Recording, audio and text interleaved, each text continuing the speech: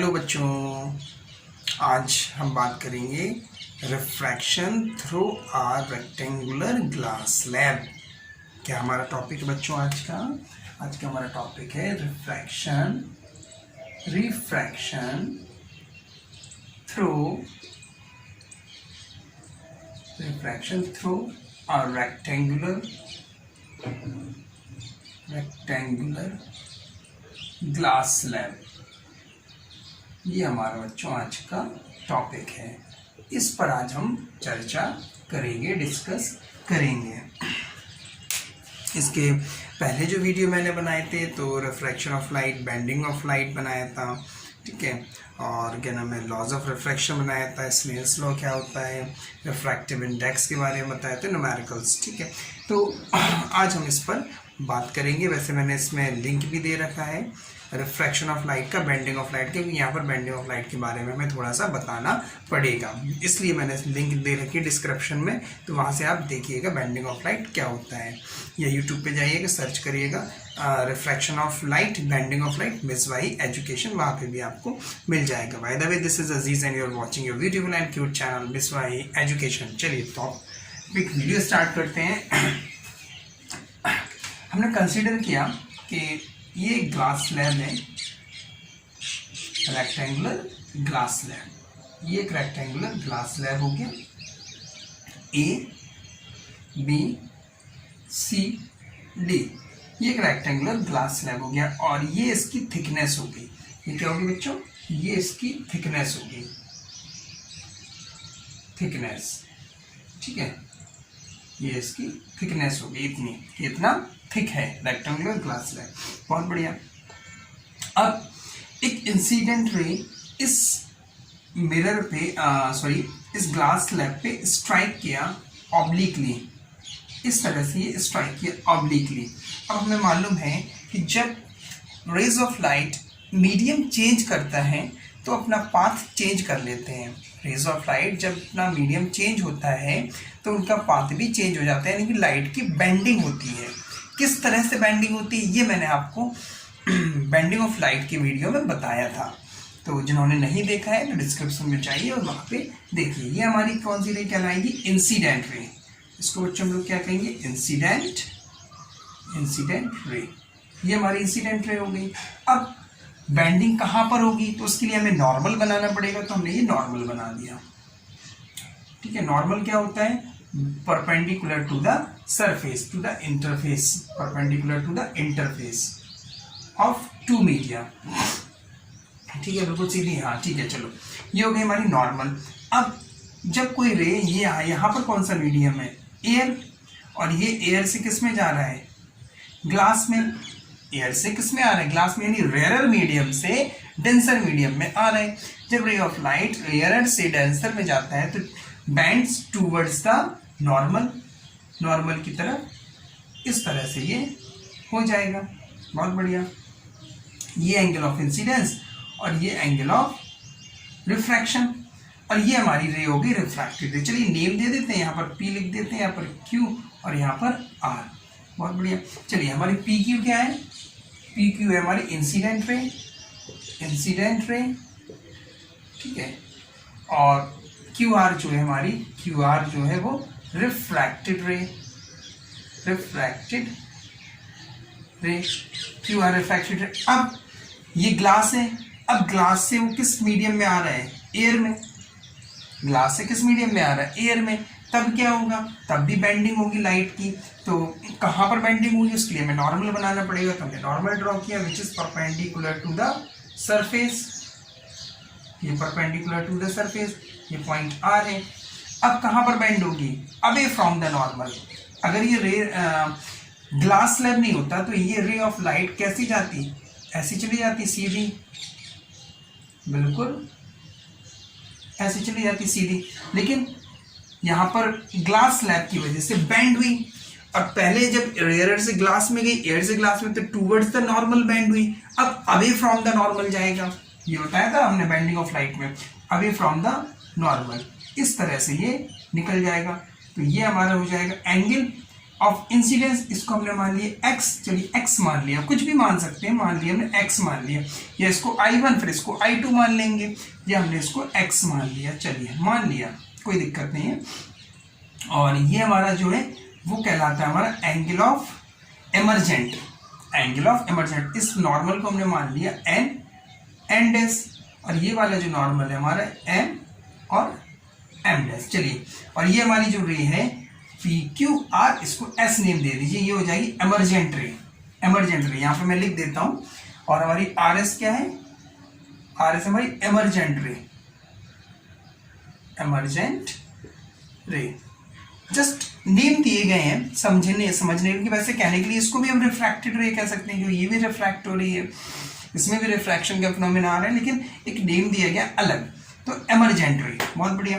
अब एंगल्स की बात कर लें तो ये हमारा PQN, एंगल PQN क्या है, एंगल I, ठीक है, और एंगल RQN, एंगल N यहीं पर लिख लो, एंगल RQN डैश, ये कितना है R, यानी कि angle of incidence, angle of refraction. ये वाले एंगल की बात करें तो QRM, एंगल QRM, ये कितना हमने मान लिया x, एंड एंगल ये वाला MRS, MRS, ये कितना एंगल E, और इसको क्या कहते हैं, एयर, थोड़ा सा हम यहाँ पर लिखते हैं, एयर मीडियम है ये, एंगल ऑफ एमर्जेंट, इसको क्या कहते हैं, एंगल ऑफ एमर्जेंट, क्या कहते हैं, एंगल ऑफ एमर्जेंट, एमर्जेंट, ठीक है। और ये वाली जो रे हमारी एमर्जेंट रे हो गई, बहुत बड़ी। ग्लास लैब ने सिर्फ इतना काम किया है, क्या काम किया है ग्लास लैब ने बच्चों, ग्लास लैब ने सिर्फ इतना काम किया है कि जो इंसिडेंट रे स्ट्राइक कर रही थी उसको शिफ्ट किया है, उसको, अगर ग्लास लैब नहीं होता तो जो इंसिडेंट रे थी वो ऐसे सीधी निकल जाती, बिल्कुल मीडियम चेंज नहीं होता, सीधी निकल जाती, एयर में रहती, लेकिन ग्लास लैब की वजह से उसने अपना पाथ ऐसे फिर ऐसे फिर ऐसे चेंज किया। तो हमने ये देखा, ये ऑब्जर्व किया कि ये दोनों पैरेलल हो गई, ये जो एमर्जेंट रे है और जो इंसिडेंट रे आ रही है, ओरिजिनल पाथ जो इंसिडेंट रे का है, वो दोनों कैसी हो गई, parallel. Incident ray which is produce forward and emergent रे आर पैरेलल। ये हमारा rectangular glass refraction through a rectangular glass slab हमें ये बताता है कि जो एमर्जेंट रे है, emergent ray and emergent ray and incident ray, incident ray, यानी original path of incident ray are parallel. ये ग्लास स्लैब से हमें समझ में आया। अब हमें इसको क्या करना है बच्चों, प्रूफ करना है कि ये पैरेलल है, तो आखिर कैसे पैरेलल है। चलिए आइए प्रूफ करते हैं। पहले वाले केस में हम स्नेल्स लॉ लगा देंगे, according to Snell's law proof. चलिए प्रूफ करते हैं इसको ग्लास स्लैब से, आखिर ये पैरेलल कैसे होते हैं। Proof according to Snell's law, according to Snell's law, Snell's law क्या कह रहा है स्नेल्स लॉ, कि स्नेल्स लॉ में ये कहता है कि sine ratio of sine of angle of incidence to the sine of angle of refraction is equal to, क्या कहता है कि इनका जो रेशियो है वो कैसा है, कांस्टेंट है। अब हमने एयर का मान लिया कि रिफ्रैक्टिव इंडेक्स कितना है, म्यू ए, और ग्लास का हमने मान लिया म्यू डब्ल्यू, फिर से एयर का फिर से म्यू ए हो जाएगा। ये एयर यहाँ पर लिख लो, थोड़ा कंफ्यूज हो गया कि पता नहीं यार क्या है ये, ठीक, एयर, इसका रिफ्रैक्टिव इंडेक्स हमने मान लिया म्यू ए, तो ये क्या होगा, म्यू डब्ल्यू अपॉन म्यू ए, यही होगा इक्वेशन नंबर 1। सेकंड केस में जब ये रिफ्रैक्टेड रे यहाँ से यहाँ हुई तब, एंड अब क्या आएगा, sine of angle of emergent होगा, यही तो था, angle of sine of angle of incidence, ratio of sine of angle of incidence to the angle of refraction. यहाँ पर x और e है, तो यहाँ पर हमने ले लिया sine of angle of sine x और साइन e, कितना, म्यू ए upon mu W, equation number 2। यहाँ तक बच्चों समझ में आया? और सॉरी, म्यू डब्ल्यू क्यों ले रहे हैं, ग्लास है, म्यू जी ले, म्यू जी, कंफ्यूज हो जाओगे, म्यू जी, ठीक है। यहाँ पर म्यू डब्ल्यू की जगह म्यू जी आएगा, क्योंकि ये ग्लास है, वाटर का कर रहे थे, ठीक है, क्या है, ग्लास। यहाँ तक समझ में आया? या इसको ऐसा भी कर सकते हैं हम, जैसे हमें मालूम है ये म्यू जी अपॉन म्यू ए है, तो इसको इक्वेशन 2 ना दो, बल्कि इसको थोड़ा सा इस तरह से लिख लो, और हम इसको क्या लिख सकते हैं, sine e upon sine x. ये 1 मिनट, इसको लिखने से पहले एक साथ दोनों इक्वेशन को करेंगे। अब जैसे हमें मालूम है कि ये x और r इक्वल होंगे, यहीं पर हम इसको लिखेंगे, दिस इंप्लाइज, अब लिख लो, इसको लिखो sine r upon sine e is equal to mu a upon mu g।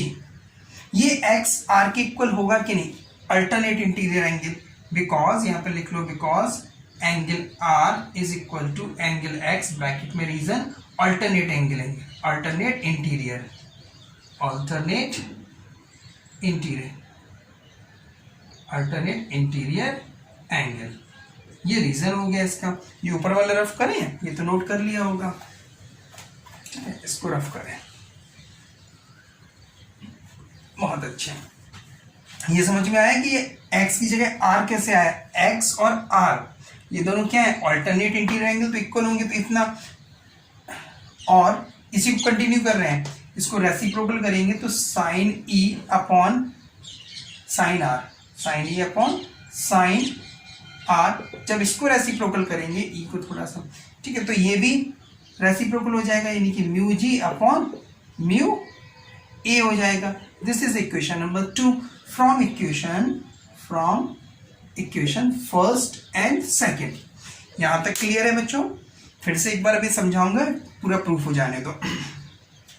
तो ये इक्वेशन फर्स्ट है हमारे पास, यहाँ पर भी म्यू जी अपॉन म्यू ए है, यहाँ पर भी म्यू जी अपॉन म्यू ए है, और अच्छी तरह से लिखते हैं, थोड़ा समझ में नहीं आ रहा होगा, जब मुझे नहीं आ रहा तो आपको कैसे आएगा, म्यू जी अपॉन म्यू ए। अब ये दोनों, यानी कि इस इक्वेशन फर्स्ट और सेकंड से हमें ये रिजल्ट मिला कि sine of angle of i upon sine of angle of r is equal to sine of angle of emergent upon sine of angle of are.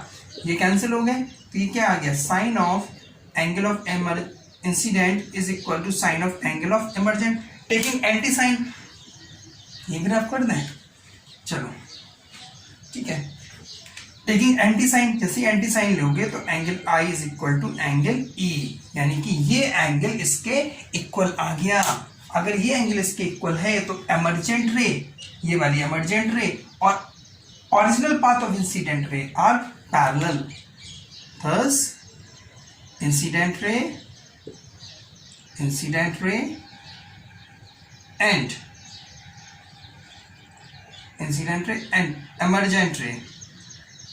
emergent ray are parallel,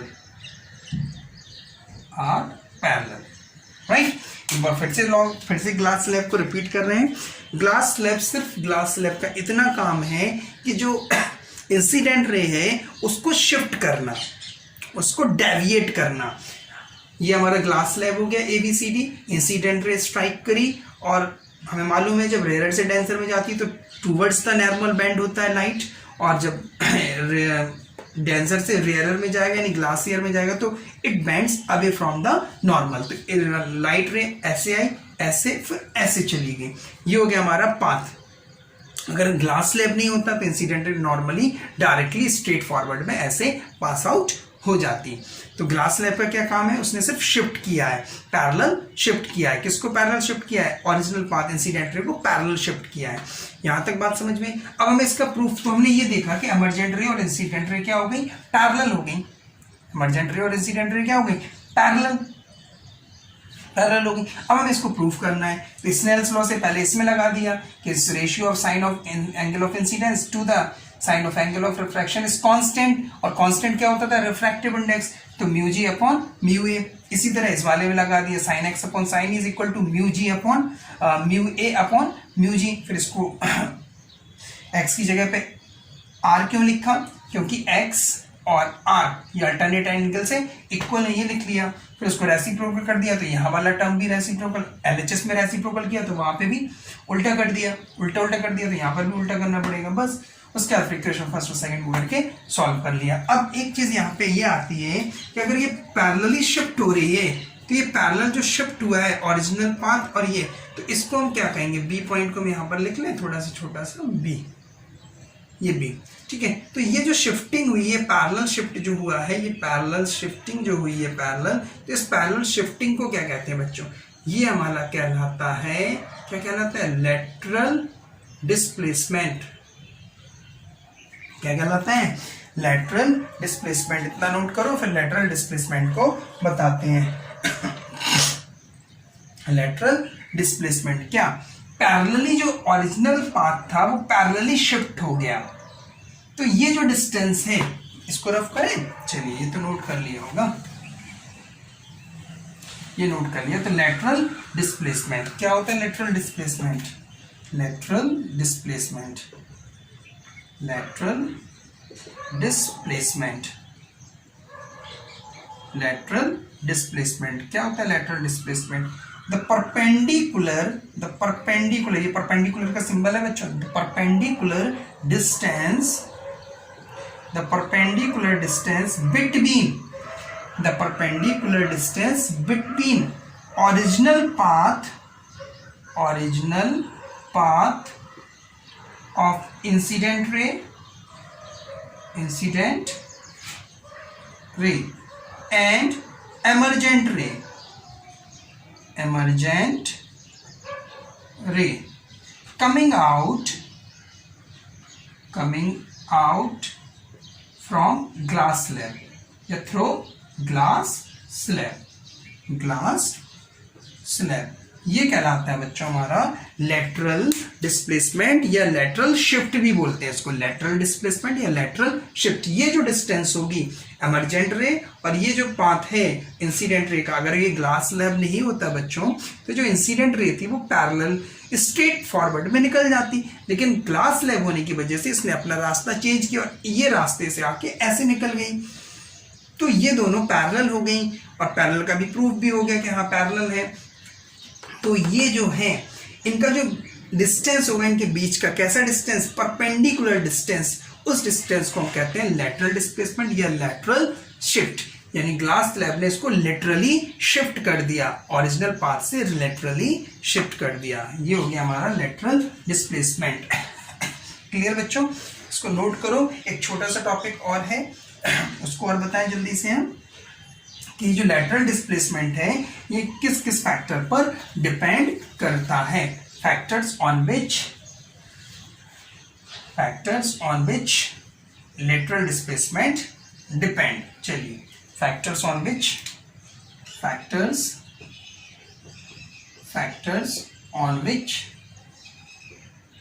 lateral displacement, LD लिख दिया मैंने, lateral displacement depend किस किन factors पर depend करता है। Number first factor है इसका कि ये जो डिपेंड करता है डायरेक्टली प्रोपोर्शनल, लेटरल डिस्प्लेसमेंट किसके डायरेक्टली प्रोपोर्शनल होता है, लेटरल डिस्प्लेसमेंट डायरेक्टली प्रोपोर्शनल होता है कि इस ग्लास स्लैब की थिकनेस क्या है, डायरेक्टली प्रोपोर्शनल टू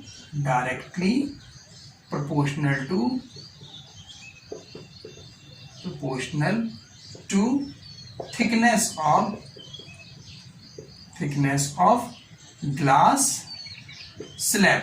यानी जितना ज्यादा ग्लास स्लैब थिक होगा, जितनी ज्यादा थिकनेस होगी उतना ज्यादा लिटरल डिस्प्लेसमेंट होगा। जैसे हमने इतना लिया, इतना बड़ा ले लेते ग्लास तो उसकी थिकनेस और ज्यादा हो जाती, तो जितना जैसे ये थिकनेस है इसको इतना थिक ले लें हम, जितना ज्यादा थिकनेस होगा उतना लिटरल डिस्प्लेसमेंट होगा। ठीक है। Second, directly proportional to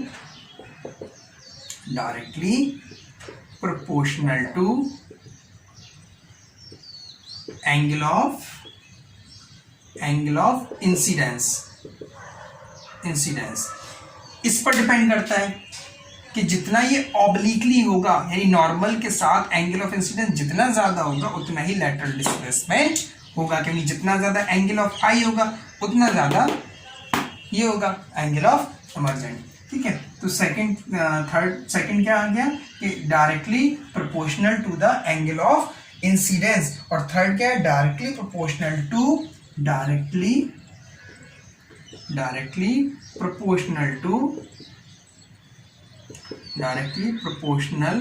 to refractive index, RI, refractive index of glass slab.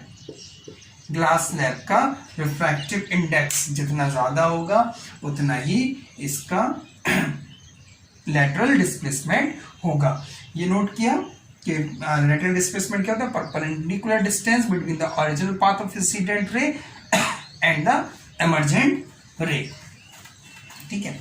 ये नोट कर लिया, इसको रफ करें। एक चौथा फैक्टर और है बच्चों, चौथा फैक्टर और है, क्या फैक्टर है, इस पर इनवर्सली प्रोपोर्शनल होता है, inversely proportional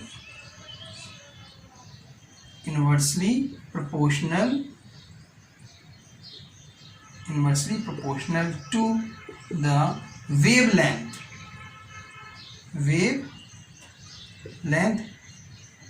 of incident ray।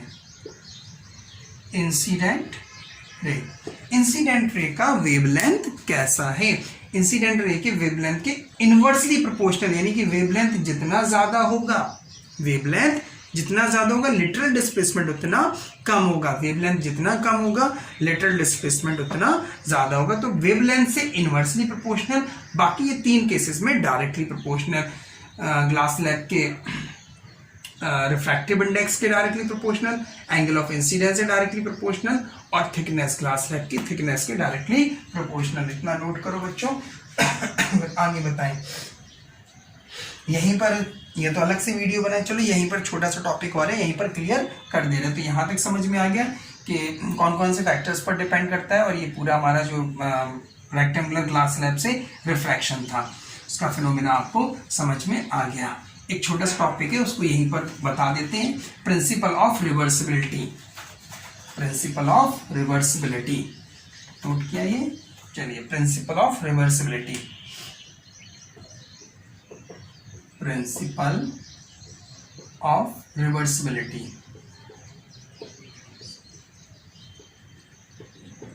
Of light, ठीक है। जैसे कि हेडिंग से ही हमें समझ में आ रहा है कि रिवर्सिबिलिटी का वर्ड आया इसमें, यानी कि लाइट का रिवर्स होना अपने सेम पाथ पे, वो कहलाता है हमारा principle of reversibility of light रे। ये रफ करें, चलिए इसको रफ करें। हमने जैसे ये है हमारा एक सरफेस इंटरफेस है, ठीक है, ये हमारा इंटरफेस हो गया, ये एयर और यहाँ पर ये ग्लास या वाटर कुछ भी मान लीजिए, यानी कि रेयरर से डेंसर में ये इंसिडेंट रे स्ट्राइक करी, ये इस तरह से स्ट्राइक करी इस पर, ठीक है। ये नॉर्मल हमारी, ये हमारी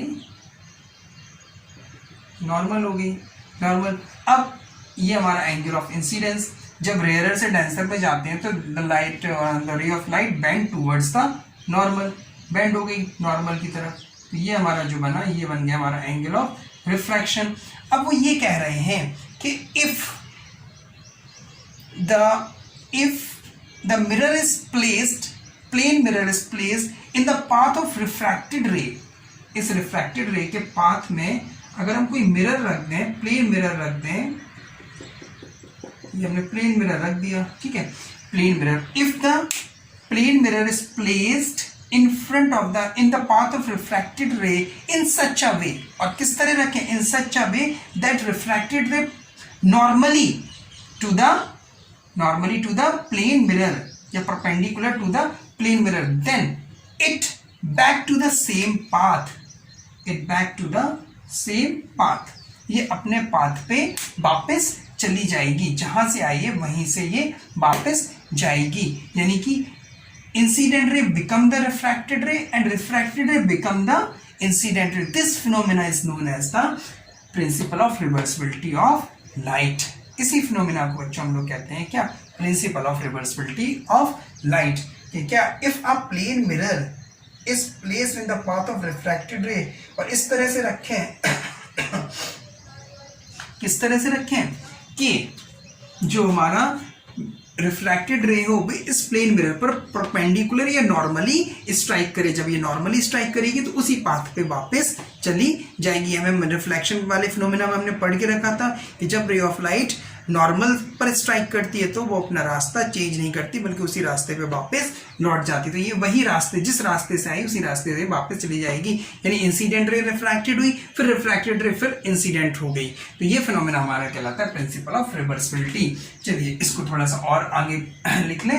यानी कि थ्योरी मैंने समझा दी, थ्योरी मैंने लिख रहा हूँ। ये अगर हम स्नेल्स लॉ से देखें तो sine of angle of incidence upon sine of angle of refraction कितना होगा। ये एयर का रिफ्रैक्टिव इंडेक्स हो गया म्यू ए और ग्लास का रिफ्रैक्टिव इंडेक्स हमने मान लिया म्यू जी। तो कितना हो गया mu G upon mu A, equation number 1।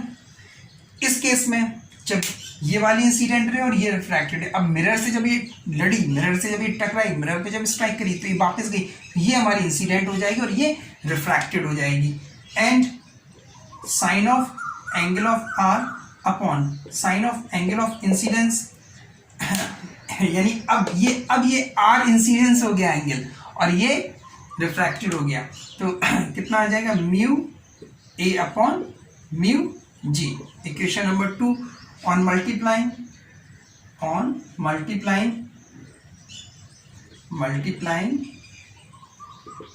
Equation 1 and 2, इसको मल्टीप्लाई कर दें हम लोग तो ये कितना आ जाएगा sine of angle of i, sine i upon sine r multiply sine r upon sine i is equal to ये कितना होगा mu ji upon mu a. ठीक है, mu ji upon mu a, mu ji upon mu a into, इसको क्या लिखेंगे हम लोग, इसको लिखेंगे म्यू ए अपॉन म्यू जी। इतना लिखेंगे इतना कि नहीं, तो कॉपी करो, इतना कॉपी किया तो साइन आर से साइन आई कैंसिल हो गया, साइन आई से साइन आई कैंसिल हो गया और ये वैल्यू होगी 1। अब इसको हम लोग क्या लिखते हैं, refractive index of glass with respect to air, यही बोलते हैं। और इसको इनटू, इसको क्या बोलते हैं, refractive index of air with respect to glass, ऐसे लिखते हैं। ए म्यू जी और जी म्यू ए, यही तो। अगर एयर से ग्लास में जा रहे हैं तो refractive index of glass with respect to air, फिर ग्लास से जब एयर में जाएंगे तो refractive index of glass with respect refractive index of air with respect to glass, इतना लिख लेंगे। यानी दिस इंप्लाइज, हमारे पास एक रिजल्ट आ गया कि हम ये कह सकते हैं कि mu refractive index of glass with respect to air is equal to 1 upon mu और ए। ये एक रिजल्ट आ गया हमारे पास। इसका यूज हम न्यूमेरिकल में भी कर सकते हैं। तो ये तो आ ही गया था कि इसको हम इस तरह लिख सकते हैं mu g a into mu a g is equal to 1, इनका मल्टीप्लिकेशन। अगर हम इसको मीडियम 1 माने और इसको मीडियम 2 माने तो ये जो रिजल्ट होगा, ये रिजल्ट क्या फॉर्म हो जाएगा, ये रिजल्ट इस तरह से फॉर्म आ जाएगा कि medium 2 with respect to 1 is equal to 1 upon medium 1 with respect to 2। ये रिजल्ट हमारे पास आ जाएगा। ये कहलाता है हमारा प्रिंसिपल ऑफ रिवर्सिबिलिटी। इस फिनोमेना को हम लोग कहते हैं प्रिंसिपल ऑफ रिवर्सिबिलिटी। तो बच्चों आज का हमने जो वीडियो कंप्लीट किया वो आपका लेटरल डिस्प्लेसमेंट बताया क्या होता है थ्रू द ग्लास स्लैब से रिफ्रैक्शन क्या होता है वो बताया, और ये छोटा सा टॉपिक था प्रिंसिपल ऑफ रिवर्सिबिलिटी। ठीक है, वीडियो अगर बच्चों पसंद आया हो तो लाइक करिए, शेयर करिए और हमारे चैनल को सब्सक्राइब करिए। इसके नेक्स्ट वीडियो में हम बात करेंगे स्फेरिकल लेंसेज के बारे में, तो वेट करिए और तब तक पढ़ाई करते रहिए।